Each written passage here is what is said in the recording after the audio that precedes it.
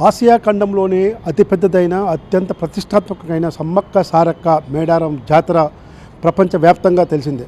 అయితే ఈ ప్రపంచవ్యాప్తంగా ఆసియా ఖండంలోనే పెద్ద ఎత్తున నిర్వహించే మేడారం మహాజాతర సంబంధించిన ఏర్పాట్లను ప్రతిష్టాత్మకంగా తీసుకున్న రాష్ట్ర ప్రభుత్వం ముఖ్యమంత్రి రేవంత్ రెడ్డి మరిన్ని నిధులు కేటాయించి ప్రతి 2 సంవత్సరాలకు ఒకసారి జరిగే జాతరలో ఎలాంటి ఇబ్బందులు జరగకుండా భక్తులకు అదేవిధంగా వీఐపీలకు ఎలాంటి ఇబ్బందులు కలగకుండా ఉండేందుకు తగిన ఏర్పాటు చేసేందుకు రాష్ట్ర ప్రభుత్వం శ్రీకారం చుట్టింది. ఇందులో భాగంగానే ఇవాళ ముఖ్యమంత్రి రేవంత్ రెడ్డి సమ్మక్క సారక్క మేడారం జాతర స్థలాన్ని సందర్శిస్తున్నారు.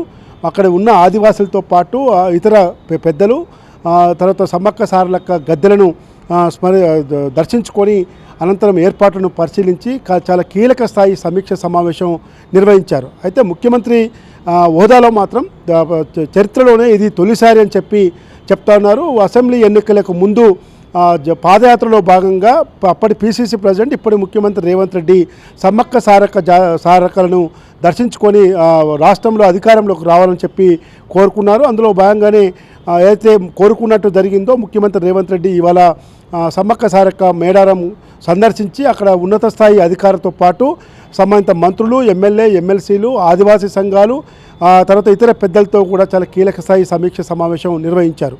అయితే ప్రతి 2 సంవత్సరాలకు ఒకసారి జరిగే ఈ మేడారం జాతరకు లక్షలాది మంది భక్తులు ప్రపంచవ్యాప్తంగా కూడా వస్తున్న నేపథ్యంలో అక్కడ వసతులు, సౌకర్యాలు ఇవన్నీ కూడా సరిగా లేకపోవడంతో తీవ్ర ఇక్కట్లు ఎదుర్కొంటున్నారు, తీవ్ర ఇబ్బందులు పడుతున్నారు. ఇది గమనించిన రాష్ట్ర ప్రభుత్వం ఇప్పటికే 150 కోట్ల రూపాయలను కేటాయించింది. ఈ 150 కోట్ల రూపాయలతో అటు భక్తులకు సంబంధించిన ఏర్పాట్ల విషయంలో తర్వాత ఇతర విఐపీలు అధికారులు వచ్చి ఉండడానికి వసతి ఉండడానికి సంబంధించిన రూములను నిర్మాణాలను చేపట్టేందుకు ఈరోజు ప్రభుత్వం శ్రీకారం చుట్టింది.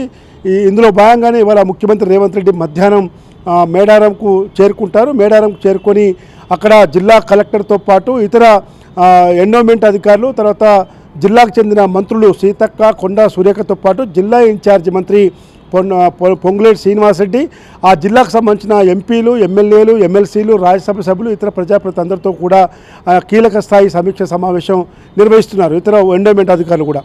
అయితే ఈ మేడారము సమ్మక్క సారక్క జాతర ఏదైతే 2 సంవత్సరాలు జరుగుతుందో ఆ జాతరకు సంబంధించిన తగిన ఏర్పాట్లు, తగిన సౌకర్యాలు కల్పించి భక్తులకు ఎలాంటి అసౌకర్యాలు కలగకుండా ఉండేందుకే ప్రభుత్వం శ్రీకారం చుట్టిందని మంత్రి కొండా సురేఖ అదేవిధంగా సీతక్కలు తెలుపుతున్నారు. ఇప్పటికే ముఖ్యమంత్రి రేవంత్ రెడ్డి పర్యటనను ఏర్పాట్లను దగ్గరుండి గత 2-3 రోజులుగా సీతక్కతో పాటు కొండా సురేఖ ఇతర జిల్లా కలెక్టర్తో పాటు పోలీసు అధికారులు కూడా ఎప్పటికప్పుడు పరిశీలిస్తున్నారు.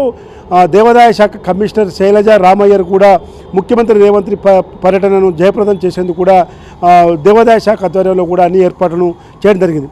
ఈ నేపథ్యంలో ములుగు జిల్లాలో మొత్తం కూడా పోలీసులు పెద్ద ఎత్తున బందోబస్తు ఏర్పాటు చేశారు. ఎందుకంటే మొదటిసారి సమైక్య రాష్ట్రంలో కానీ తెలంగాణ రాష్ట్రం ఏర్పడి ఎన్నికలవుతున్నప్పటికి కూడా అప్పటి ముఖ్యమంత్రి 10 ఏళ్ళు రాష్ట్రాన్ని పరిపాలించిన అప్పటి ముఖ్యమంత్రి కేసీఆర్ కానీ అంతకు ముందున్న సమైక్య రాష్ట్రంలో రాష్ట్రాన్ని పాలించిన ముఖ్యమంత్రులు ఎవరు కూడా ఈ మేడారము జాతర రావటం కానీ తర్వాత దానికి సంబంధించిన ఏర్పాట్లను చేయటంలో ఎవరు కూడా ముందుకు రాలేదు. కేవలం తాత్కాలిక ఏర్పాట్ల కోసం ఏదో కొన్ని నిధులు కేటాయించి ఏర్పాటు చేశారు తప్ప పగడ్బందీ ఏర్పాట్లు ఎవరు చేయలేదు. కాబట్టి ఈరోజు ముఖ్యమంత్రి రేవంత్ రెడ్డి అసెంబ్లీ ఎన్నికలకు ముందు ఏదైతే అక్కడ పోయి మొక్కుకొని అధికారంలోకి వస్తే ఖచ్చితంగా ఇక్కడ సరైన ఏర్పాటు చేస్తారని చెప్పారు. అందులో భాగంగానే ఈరోజు ముఖ్యమంత్రి రేవంత్ రెడ్డి ఇవాళ మేడారం జాతర ఏర్పాట్లను పరిశీలించేందుకు వెళ్తూ ఉన్నారు. తర్వాత మేడారం మహా ప్రాజెక్టుపై కూడా హైదరాబాద్లో ఇటు సచివాలయంలో అటు కమాండ్ కంట్రోల్లో కూడా సంబంధిత అధికారితో సంబంధిత మంత్రులతో కూడా ఇప్పటికే ఆయన ఉన్నత స్థాయి సమీక్ష సమావేశం నిర్వహించారు.